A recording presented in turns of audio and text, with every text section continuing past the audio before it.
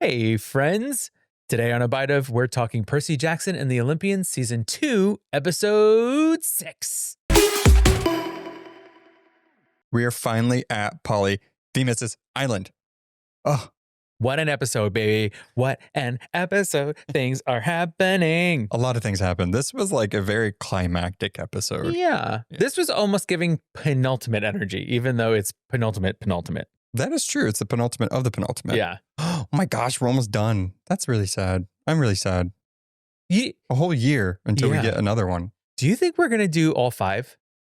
I was thinking about that so. last night because that would be so sad if we didn't. Well, I know that season 4 is like writer room stuff, but they've been doing that just to get ahead of the curve. Okay. But I guarantee you by the time the season is done, we're going to get an announcement. All right. Because it's not official that season 4 is happening. We know season 3 is happening because filming and everything, and the D'Angelos have been announced. But man, nothing set in stone for season 4. Mm-hmm. Yeah, just this episode got me hyped, and I just thought, what if? But let's not put that energy out there. Mm-hmm. Okay. All right. Before we get into the episode, make sure you're subscribed, commenting. Actually, comment below. Who's your MVP for the season so far?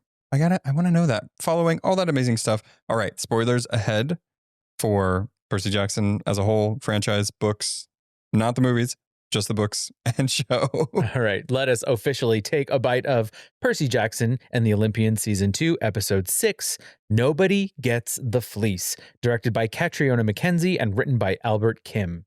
Percy and Annabeth start their rescue mission as shifty sheep, but a fake fleece sits at the center of the Cyclops trap. Whoa. Luke joins the fleece fight and sits on the razor-sharp edge between ally and enemy. Percy makes a life-saving decision that shifts the odds in Kronos' favor. Yo, that was a lot of... I really tried to go for the alliteration. When the episode feeds me inspiration, I feel like I need to put that forth. That's fine.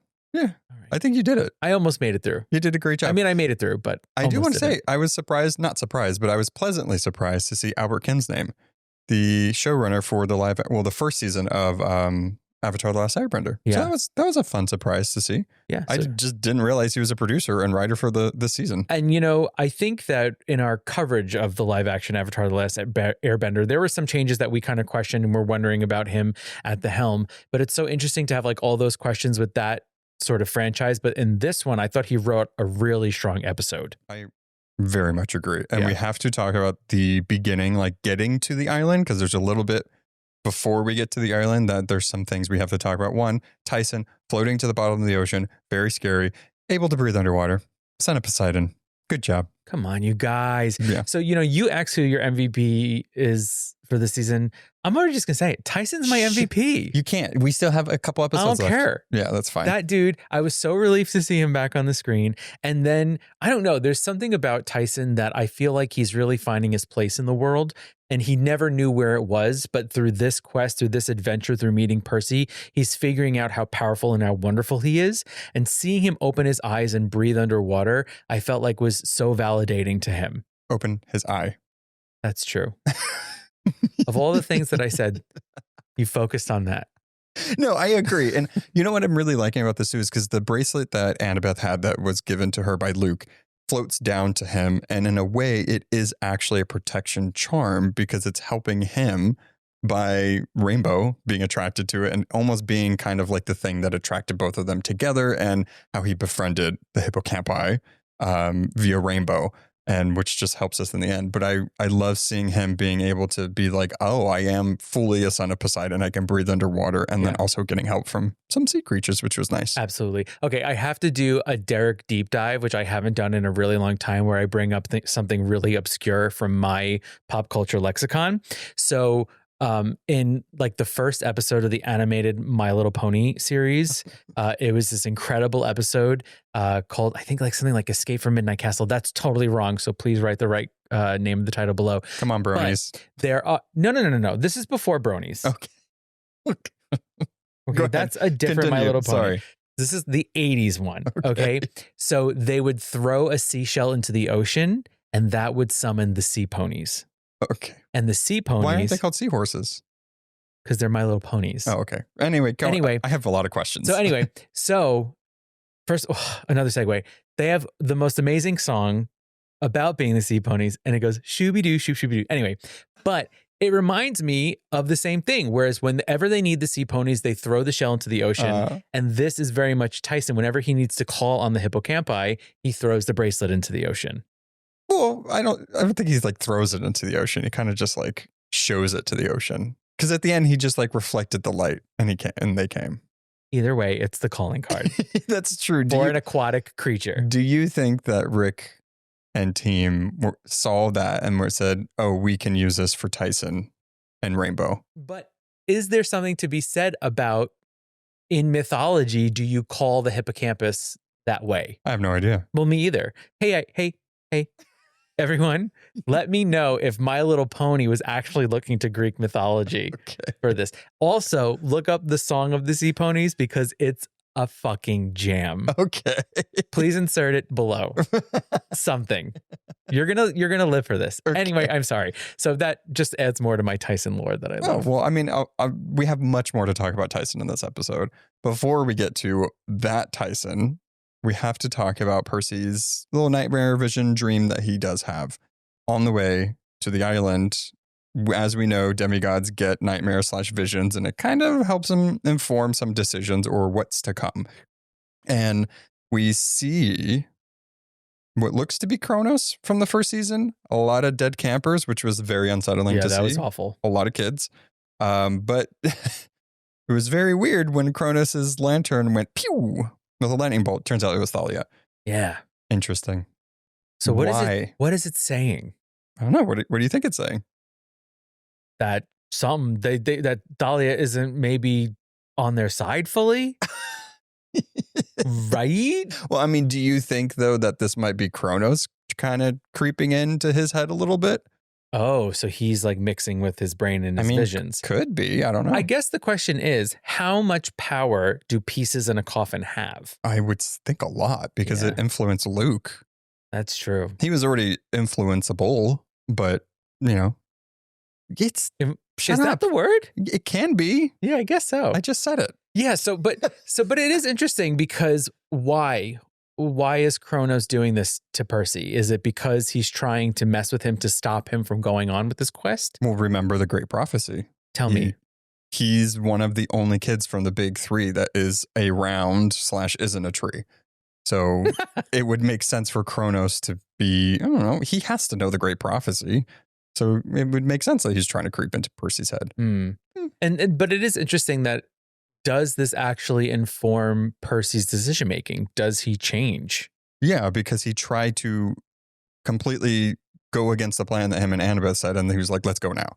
And good thing Annabeth was very much like, okay, no, we made a plan. Like, this is how we have to do it. Even though he's very much mostly blind, he can hear everything. And this is a plan we have. And let's get into this plan, right? So part of the plan is that they are going to wear sheepskin or fleeces and blend in with this flock of sheep that he shepherds around the island. And then they'll split. One is a lookout. One is actually going to be, going down, which is Percy.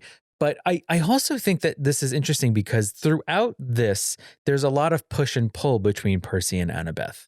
Yeah, well, I mean, I think Percy is very much like, the fleece is right there. My friend is right there. Let's get this done. And Annabeth is, very much the wise girl and is like, no, we have to do the plan. We have to do this. Even I thought when Annabeth was like, okay, we have to go. We have to do this. I thought she was going to go down there and kill some sheep.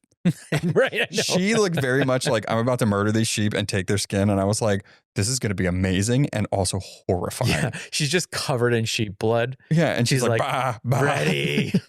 Let's do this, Percy. But she didn't do that, which luckily there was 2 fleeces hanging out for them. But I did love when they do blend in with the sheep that she is baaing like a sheep. Yeah. And Percy's looking at her like, am I supposed to do this? And it was such an amazing scene. I loved that. It was really funny. And it was nice to inject a little humor into this episode when so much was happening. Before they put the fleeces on, she gets that iris message from Luke. I got that out of order. Yeah. And well, I think I led you into that. So I apologize. Wow, I shepherded you into you were just my sheep that followed along blindly. But she gets that iris message from Luke, and we as the audience are questioning, why is he reaching out to her? I mean, I think it's two-sided because Allison is like, why are you talking to her? And he's like, I was doing recon. But you could clearly tell when we're seeing it from their perspective that he does still care about her. I mean, I don't think that he's fully on the dark side. He hasn't gone full Anakin, Darth Vader, but like, you know, Annabeth is upset at him, but there's still that like, I mean, is there a chance? Can I still help you? Can whatever? And Annabeth does try to reach him a little bit, but Yeah. Percy, the way he comes in, oh man, I have not seen that side of him yet. He literally pushed the message away and he's like, what are you doing? Tensions are high. Yo, that was scary. Yeah, he was not happy, especially because she's like, this is the plan we have to do. He's like, okay, let's split up to start the plan. And then she's already going against the plan by talking to Luke, of all people, of all demigods. Yeah. So that was interesting to have that point of contention between them. And then that is paired with the Sheepabeth scene of them crawling like sheep and bowing like sheep. Definitely. It's just, this whole episode was very much like a, oh my God, wow. Yeah. And definitely on edge through a lot of it. And, you know, finally they get to where they're going. Percy's at the top. He's going to grab the fleece. Annabeth is trying to lead Polyphemus away from him. And we discover that the fleece is a fake as he's going down to try and save Grover. But at the same time, they didn't realize that Clarisse was still alive. And Clarisse was there. They thought it was just going to be Grover. He was going to be able to go down, get Grover, go back up, get the fleece, done. Easy. Turns out that's not the case. This whole scene was so well done. It was blocked amazingly. I love seeing Annabeth's point of view, being invisible and seeing what that looks like. There was just so many moving parts in this that just made it, perfection. You had one, Clarisse knowing, okay, we're tied up. I'm going to hit Grover into the mirror, get that, start sawing it off because they want to warn Percy that it's a trap because we saw the fleece is just fake. That was fire. It was so good. When she launched him off the floor on his back and he breaks the mirror and he's like, why did you do that? And she was like, oh my God. Do I have to explain everything to you?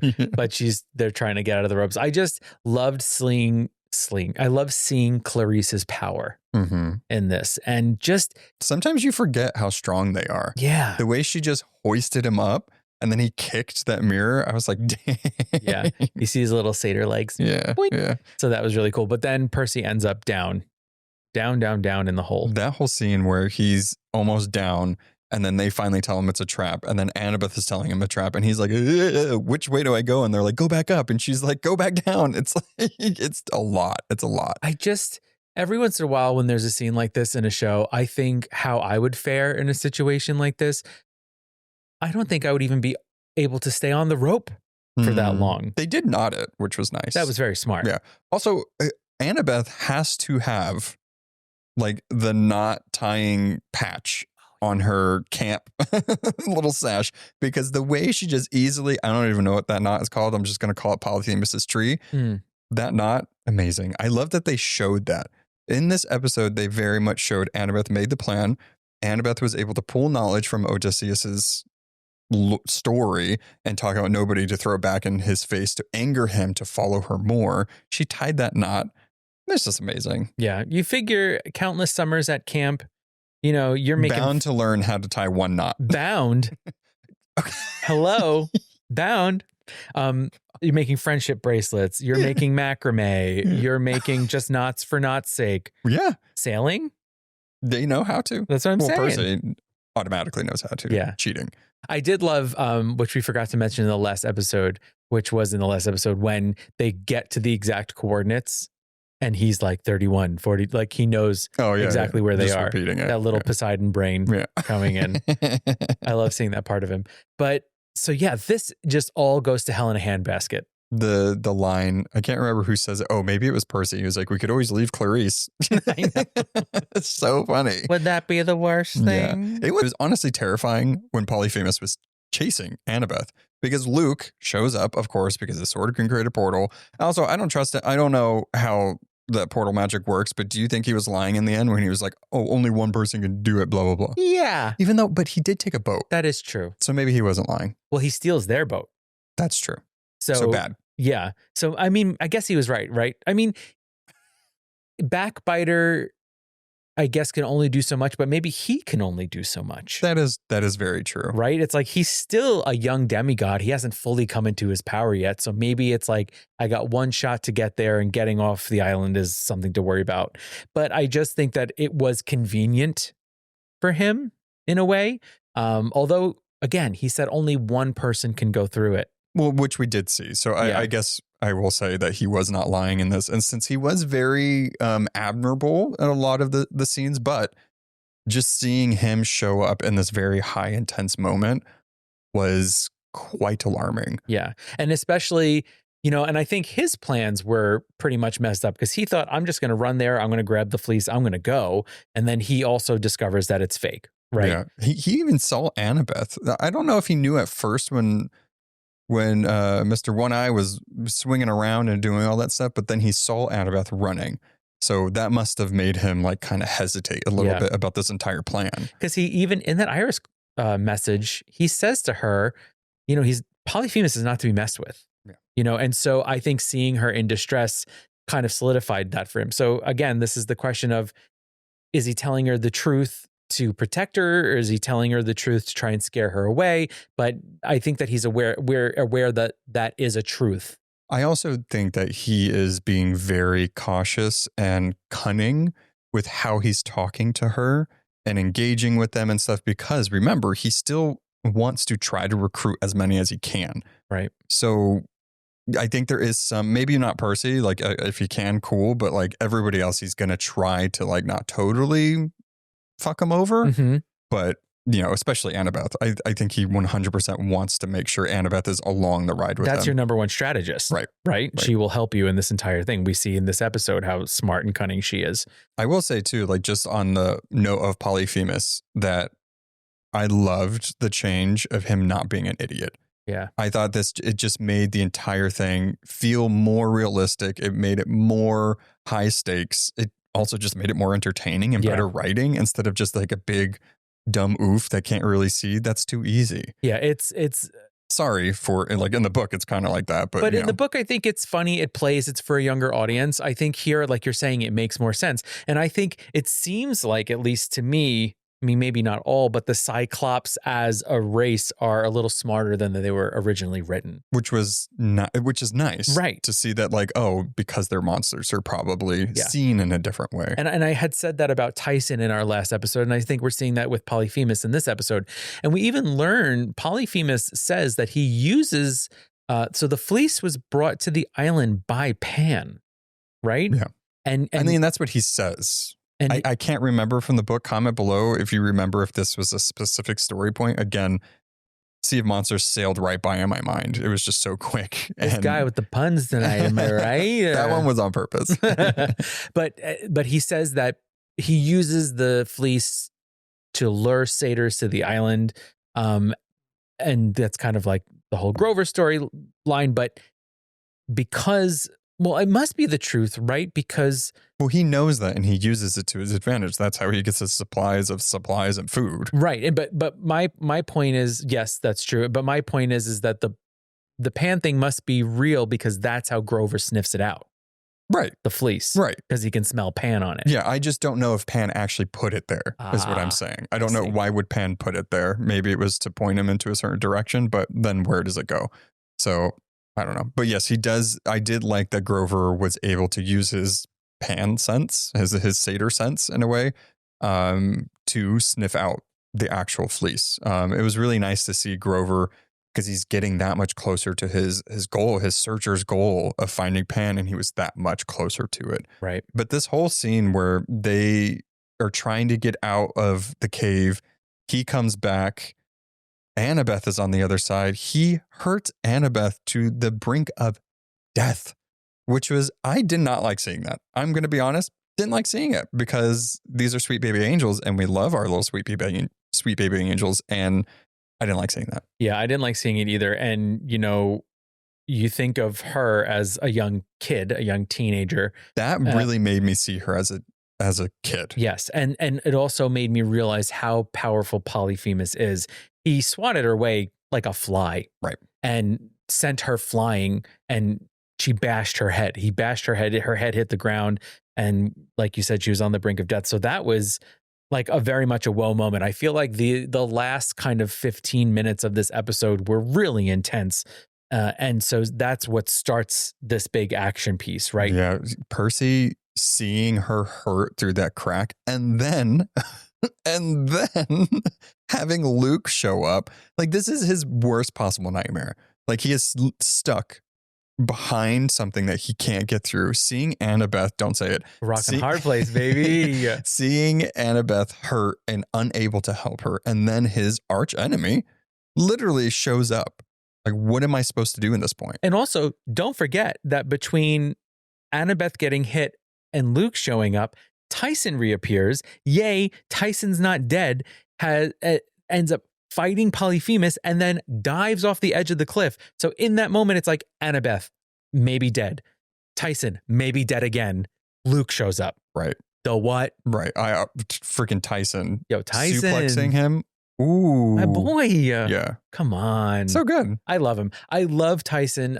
Him showing up, being so powerful, being so smart. And also being like, hi. Yeah. Yeah. Oh my God. So yeah, he goes sailing off the cliff. That's the end of Polyphemus in this episode, at least. Right. But now we're literally in this life or death situation. I will say, Tyson said to Percy, he's not going to be hurting anybody anymore.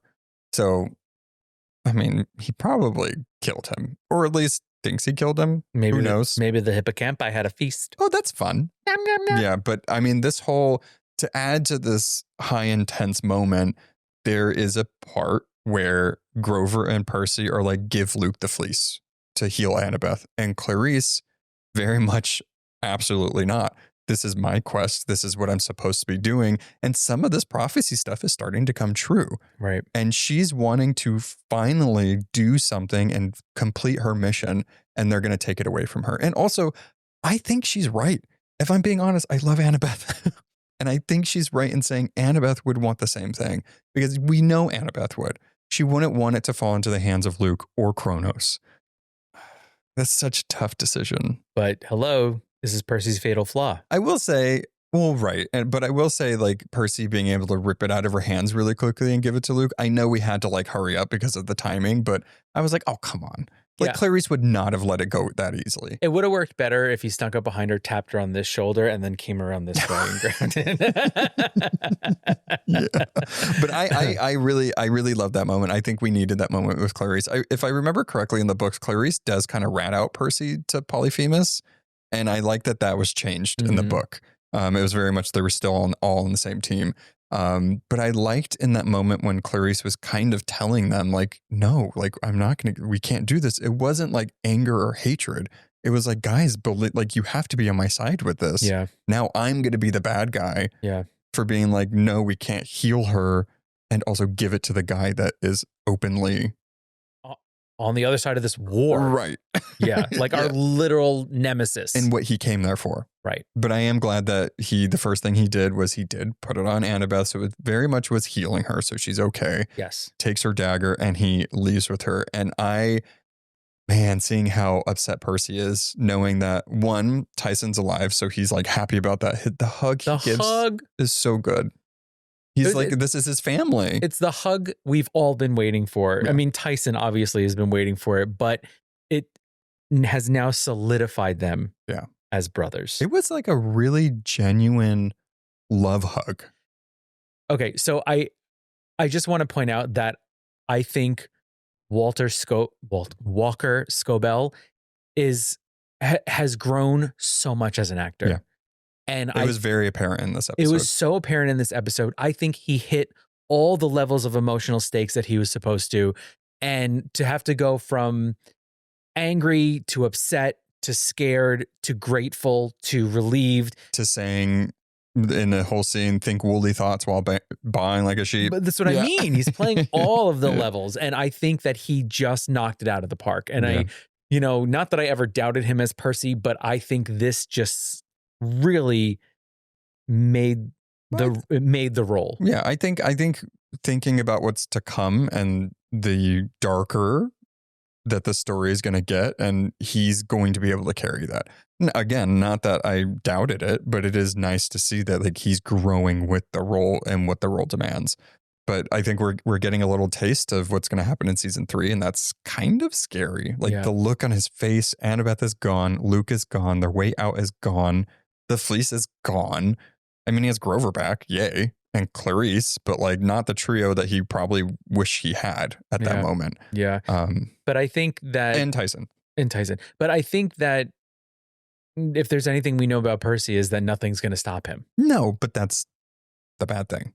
That's his fatal flaw, is that he will burn it all down to save the people he cares about. And so was this the one small decision that changes everything? I think there's a lot. I don't think it's one.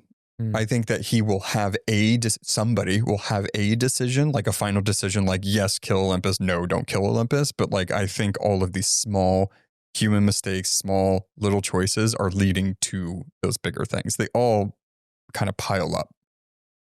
But we're going to have to see. Yeah. So where we leave off in this episode is we see a ship, obviously, that Luke and Annabeth are on, sailing away, and Tyson being like, all right, well, I have rides for us. Yay. It's Rainbow and their crew. Yeah, the hippocampi. Grover was really excited about them. So was I. Yeah. I just think they look so cool. Oh, I'm so happy Rainbow was included. I'm so happy. President of the Rainbow Fan Club. Right here. Comment below. Do you love Rainbow or not? If you don't, bye. We cannot be friends.